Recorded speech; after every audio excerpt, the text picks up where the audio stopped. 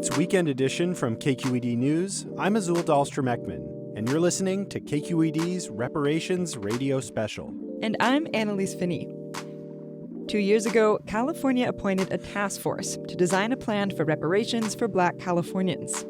Their mission was to explore how the state could repair the harms caused by discriminatory policies. Things like redlining, over-policing, and urban planning that disproportionately put things like highways or toxic industries in Black communities. The task force is now wrapping up its work and will submit a reparations proposal to the legislature at the end of the month. At the same time, Juneteenth events commemorating the end of slavery are taking place today throughout the Bay Area. In honor of the holiday, we're bringing you this radio special, exploring one way California is reckoning with the legacy of racism that slavery left behind.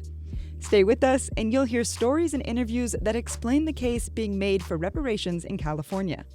Recently, I sat down with Lisa Holder, a civil rights attorney and member of the Reparations Task Force, to talk about what's contained in the final report. Ms. Holder, thanks for joining us. It's a pleasure. So, your work as an attorney focuses on issues like police misconduct and workplace discrimination. Can you tell me, how has this experience informed your work on the task force?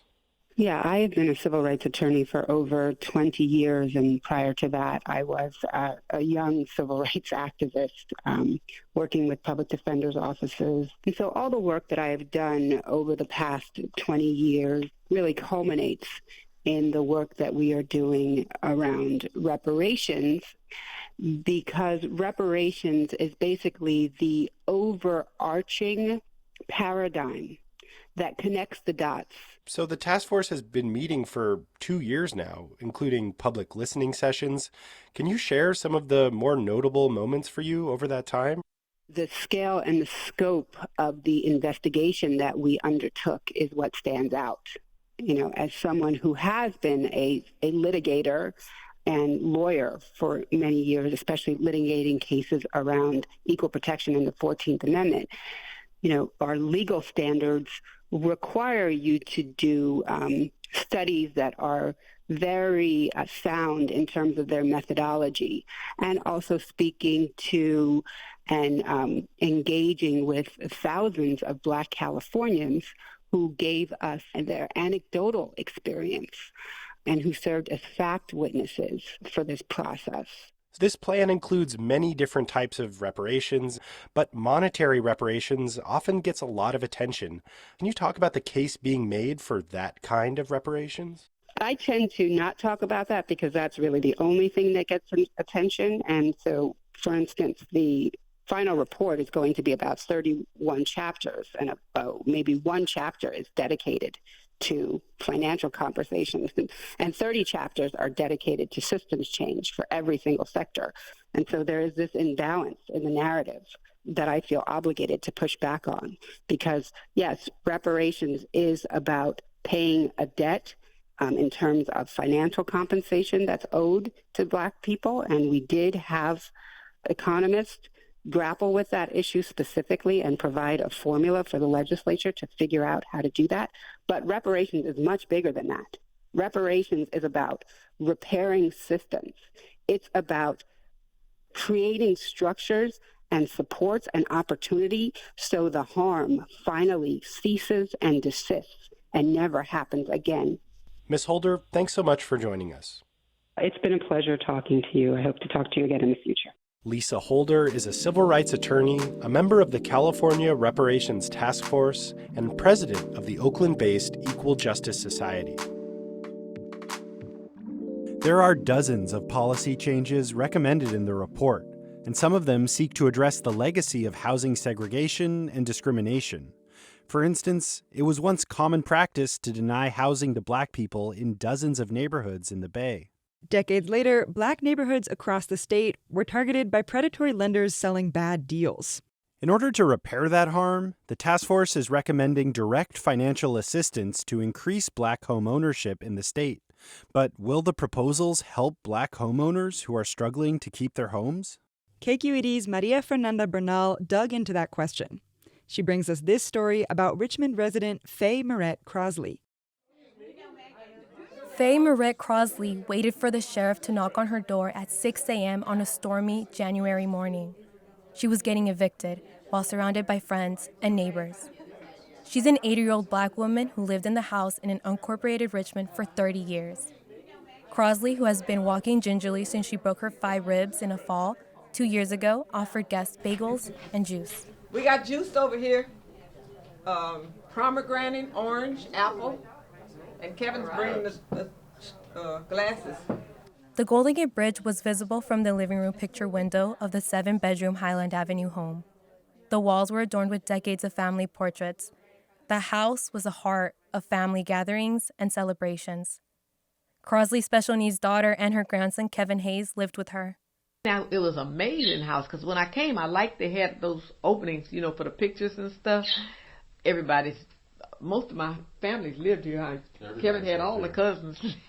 Crosley's struggle to save her home began in January 2009 after she defaulted on her first loan for the first time, according to public records. In an effort to stay afloat, she had refinanced 5 times in 6 years through 4 different lenders. The amount she owed on her loan was double the home's value.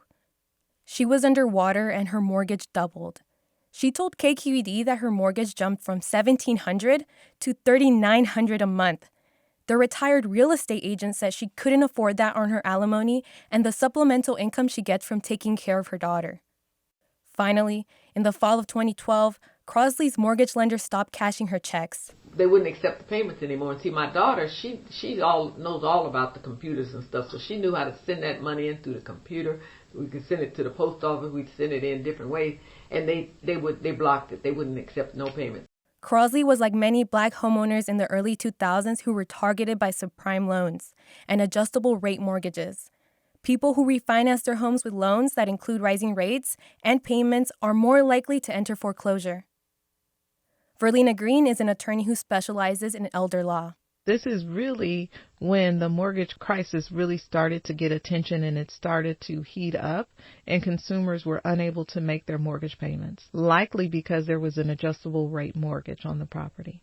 Green reviewed public records obtained by KQED that show there were 30 deed transfers on Crosley's home in 3 decades.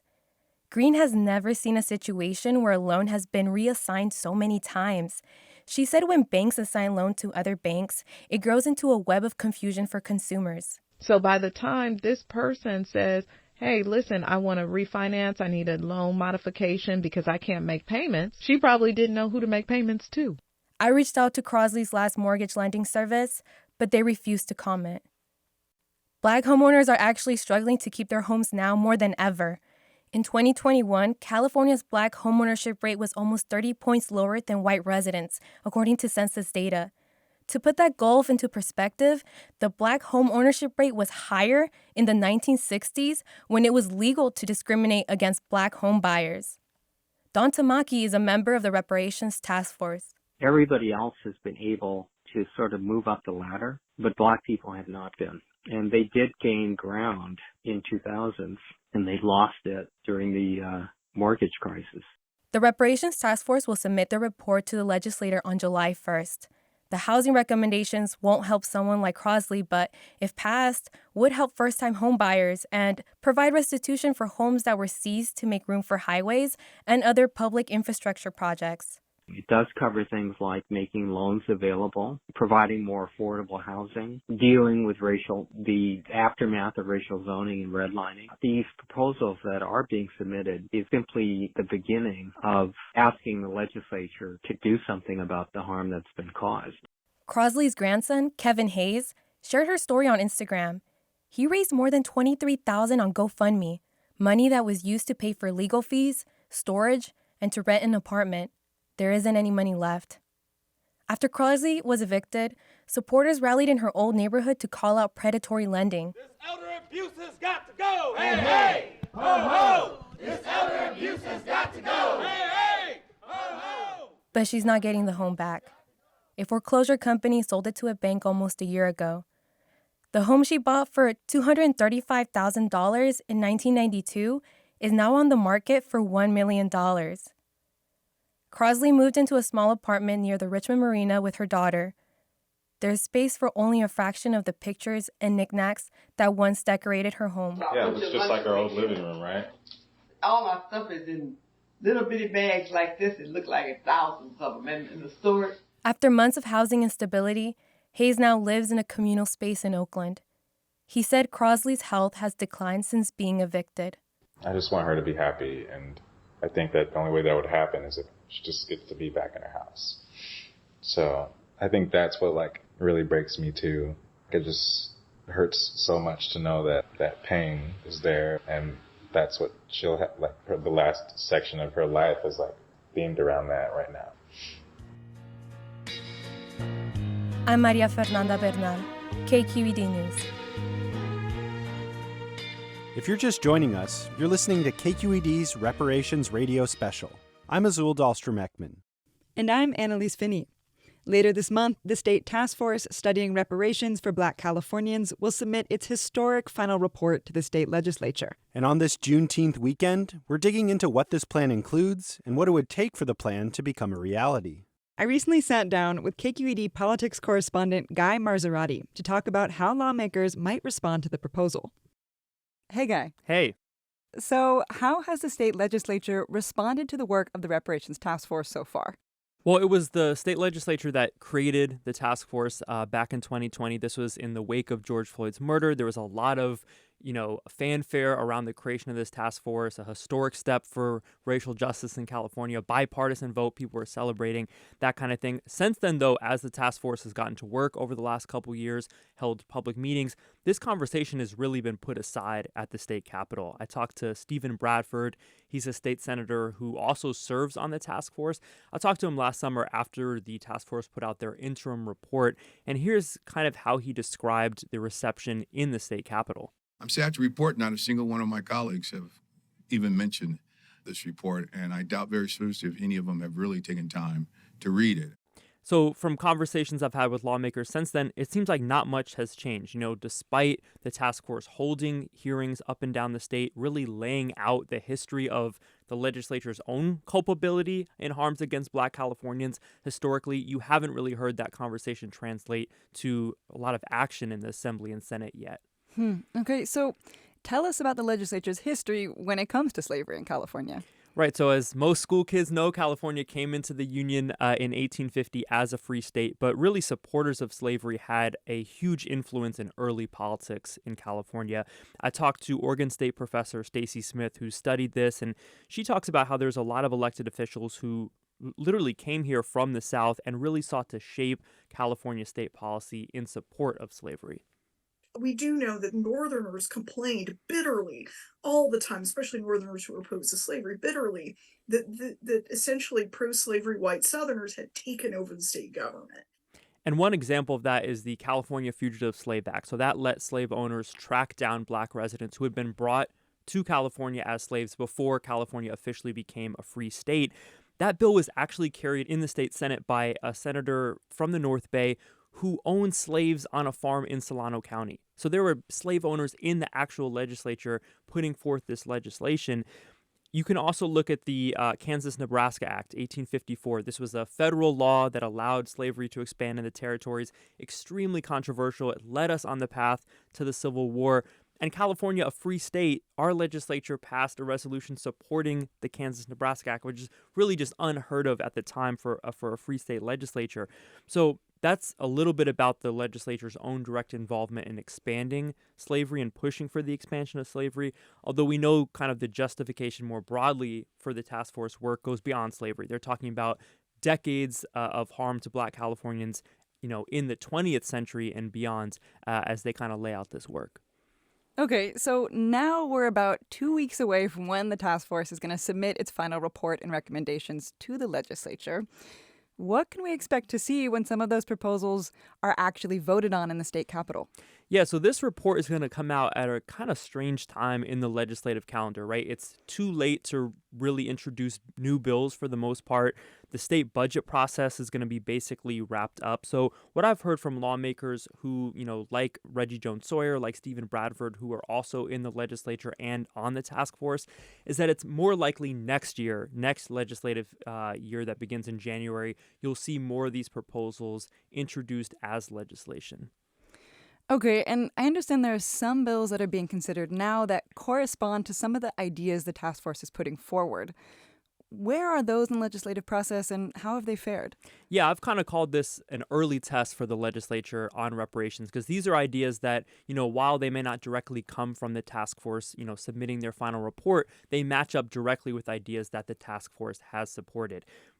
I think there's going to be a lot of focus on the cash side of this, right? The task force has identified harms and damages like, over $13,000 for each year lived in the state for health disparities, over $2,000 for living in California during the era of mass incarceration. But these ideas that I'm talking about that have already been introduced this year are not really about cash, right? One of them, ACA 4, would ask voters to restore voting rights for Californians serving time in state prison. There's another constitutional amendment, ACA 8, that would put a measure on the state ballot to delete involuntary servitude from the state constitution. That's really aimed at work requirements for people in state prison. So those bills are still awaiting a vote in the state assembly. That could happen this summer. There's already been some other bills reflecting ideas from the task force that have been rejected in the state legislature. Most notably, there's a bill voted down earlier this month that would have prohibited law enforcement from doing consent searches. So this is basically asking to search a person or their car without having a warrant. There was opposition to that from law enforcement groups that really convinced not only Republicans, but a lot of Democrats to vote against that and ultimately reject that on the floor of the state assembly. What will you be watching for at the Capitol when this final report finally arrives there?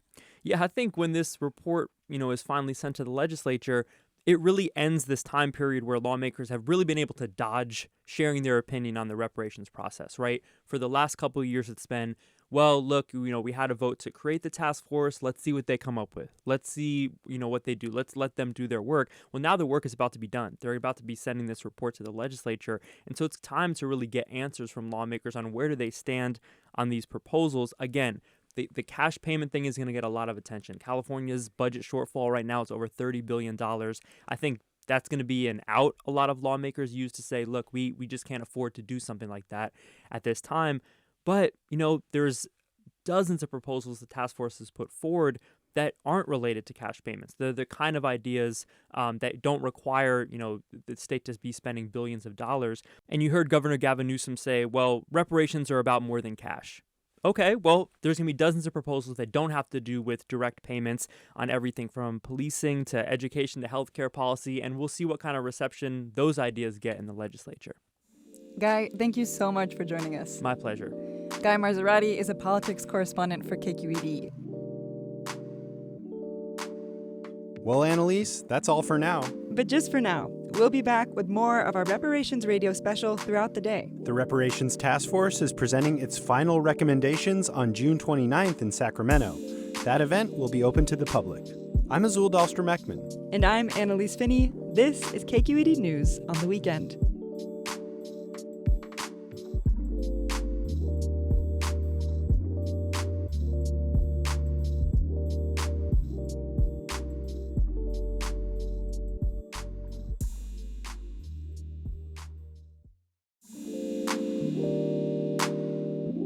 It's Weekend Edition on KQED. I'm Azul Dahlstrom-Ekman. And I'm Annalise Finney.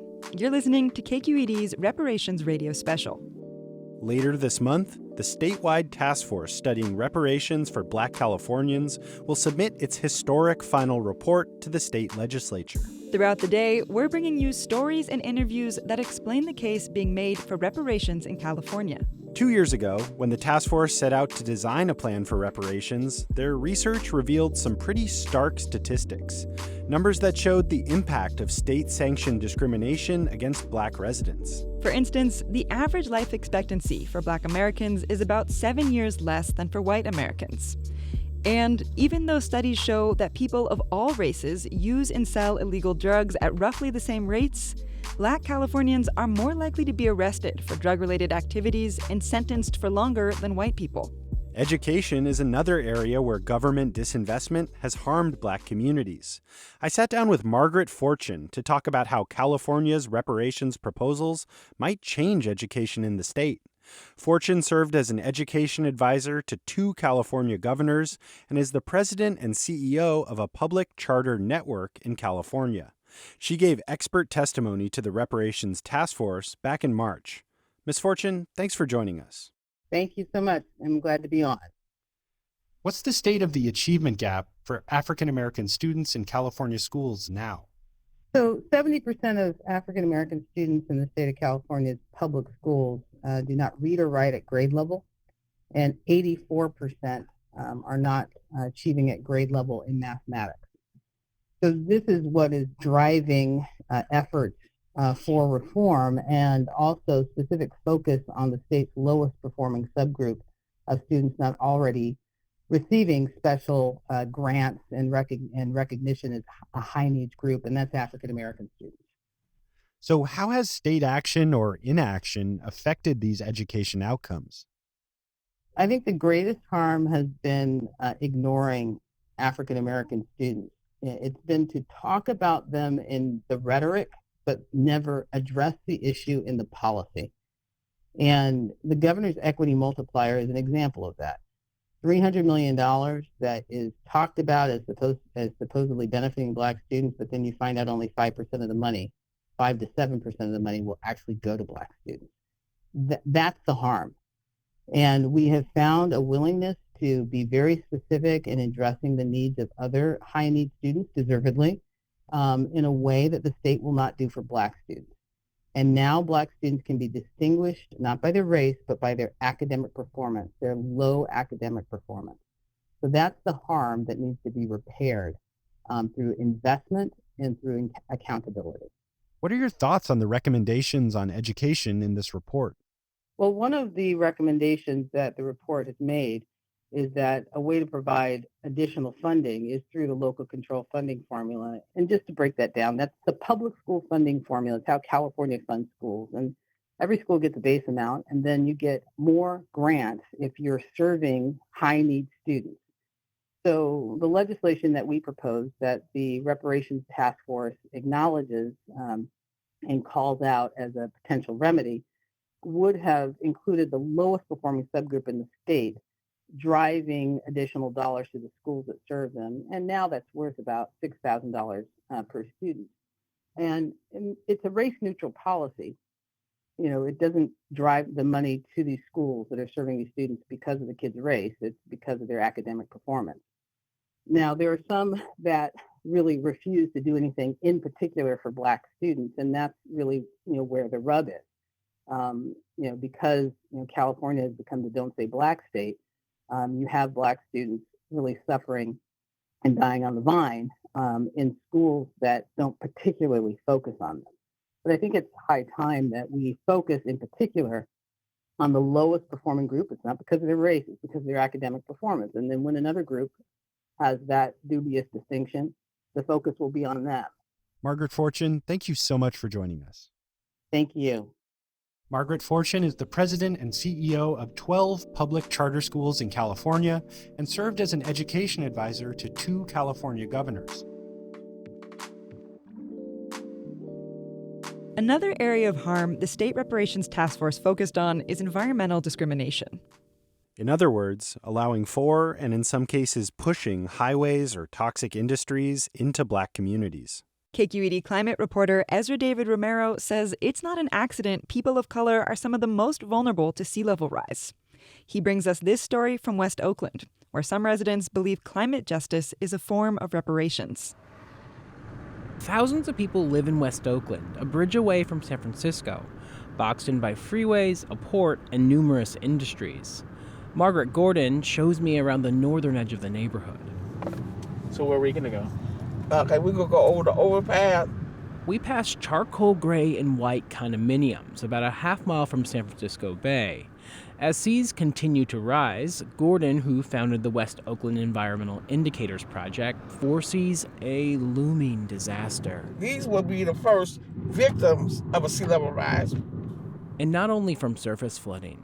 Between these homes and the bay are hazardous sites, like an old army base contaminated with petroleum and other chemicals. That contamination can move around as water under the ground rises. Those toxic soils will be a hindrance to the community.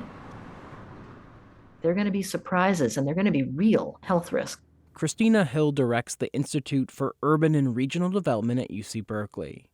Rising seas move inland on top of the land and underneath it. The seawater actually comes under the land, almost like it's sticking its toe under the fresh water. That seawater pushes the fresh water up, where it can mix with contamination.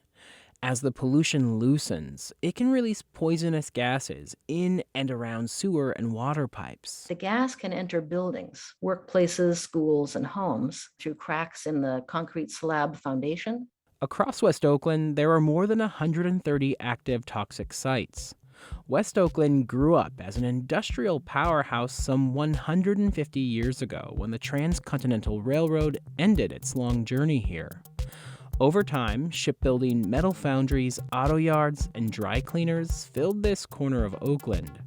Racist home lending policies like redlining relegated Black people to this neighborhood. It is a lesson in discrimination and disregard and diminishment of a population that is helping build a city. Dorothy Lazard grew up in West Oakland. She retired 2 years ago as the managing librarian of the Oakland History Center.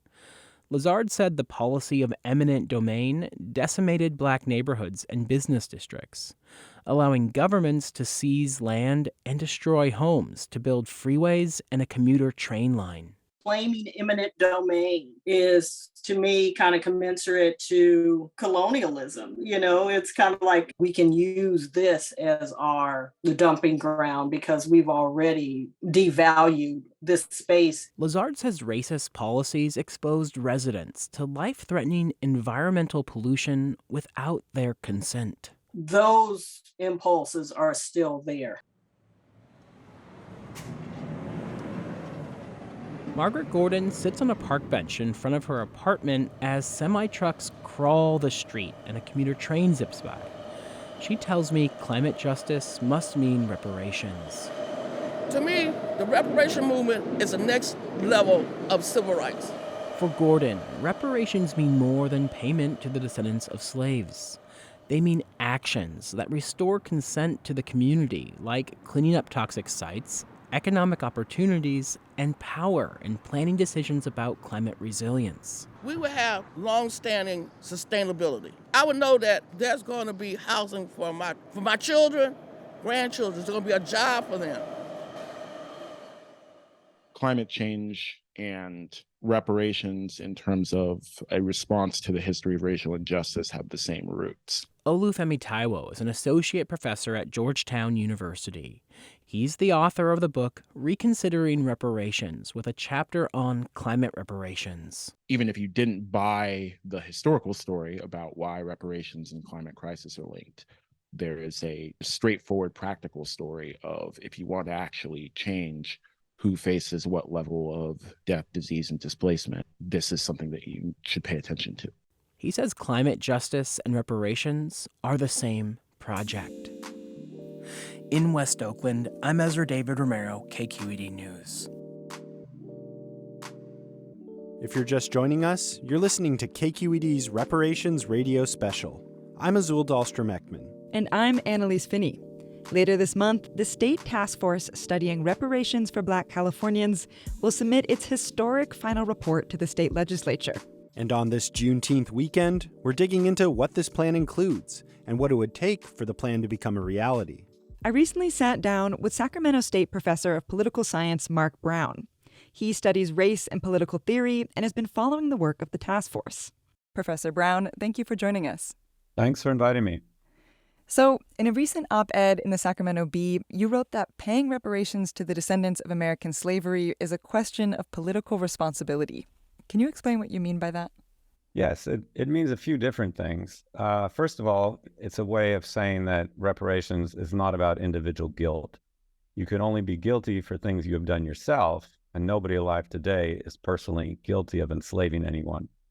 So talking about reparations as a matter of political responsibility is a way of saying that it's a shared collective responsibility, and it's a way of talking about taking responsibility for the wrongs committed by the government that represents us. So the recommendations that the state task force has made don't specify how they would be paid for, but presumably it will include some amount of taxpayer dollars, including the taxes paid by Black residents of California. How does that fit into your understanding of political responsibility and the state's role here? I do think funding it through taxpayer dollars is the most democratic. And that does mean that potentially recipients would also pay into the fund that pays for reparations. But that should really be seen as a form of inclusion and of citizenship. And we have a progressive tax system, and those who are more wealthy pay more taxes. And so I think that could be a way to increase public support for reparations, to make clear it's not about white people being asked to give something to Black people. It's about all of us as democratic citizens trying to take account of the wrongs committed by our government. So if the state does create reparations programs, how do you think that might impact political divisions in California and across the country? Yeah, people often say that reparations is going to be divisive. It certainly is a controversial topic, and there are huge differences among different groups in public opinion.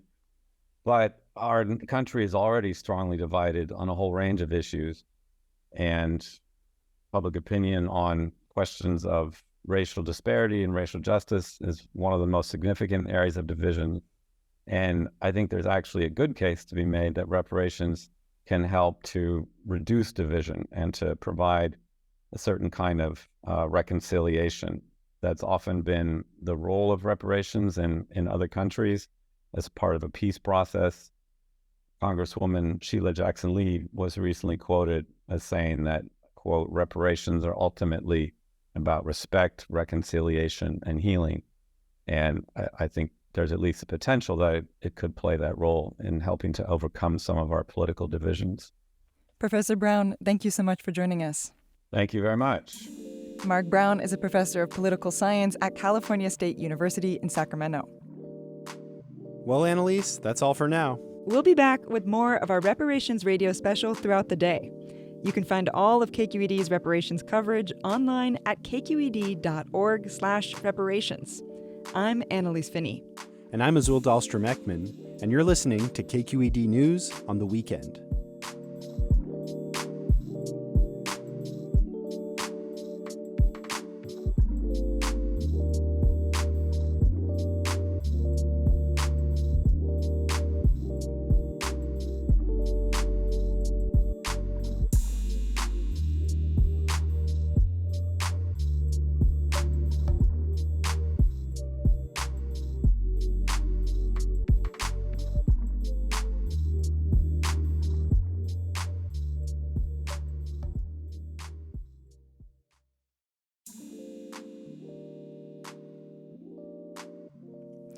You're listening to KQED's Reparations Radio Special. I'm Annalise Finney. Later this month, the state task force studying reparations for Black Californians will submit its historic final report to the state legislature for consideration. Throughout today, we're bringing you stories and interviews that explain the case being made for reparations in California and what the policies and plans being proposed look like. Joining me now is California State Senator Stephen Bradford, Vice Chair of the California Legislative Black Caucus and a member of the California Reparations Task Force. Senator Bradford, thank you for joining us. Thank you for having me.